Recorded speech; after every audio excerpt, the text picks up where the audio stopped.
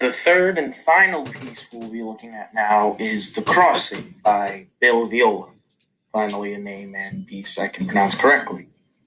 The Crossing is a video and sound installation built in 1996 that is currently being held in the Guggenheim Museum in New York City.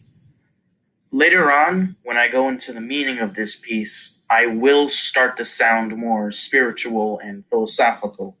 So it's fine if you feel confused when you first hear it. I was too a bit when I first started researching. The installation is made up of two screens placed back to back, displaying two similar but different videos.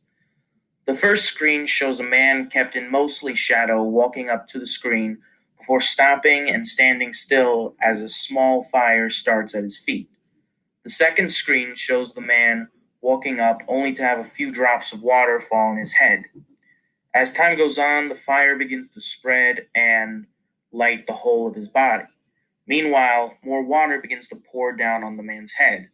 Eventually, both the water and the fire take up the entirety of the man to the point where he can no longer be seen. It's then that both the water and fire start to dissipate, showing that the man is no longer even there. For both projections, Viola used a high-speed 300 frames per second film camera, which actually allowed him to attain a greater amount of detail than even the human eye can perceive. Later, during post-production, Viola slowed the footage to give it an even greater amount of detail. Before I explain the meaning of the piece, I'll first give you an idea of its creator. Bill Viola was born in Queens, New York in 1951 and attended school at Syracuse University in the late 60s. He's in fact very well educated and has taken classes in the fine arts, religious studies, psychology, and even electrical engineering.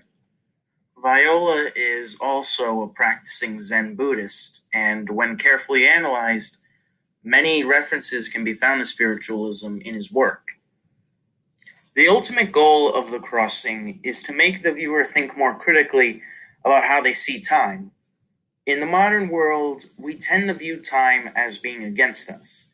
We are racing against the clock to get what we need done as soon as possible. Instead, Viola poses the idea of bringing time back to us. The Crossing makes the viewer stop and actually feel time move and see how special it is, making us want to think more carefully about how we use it.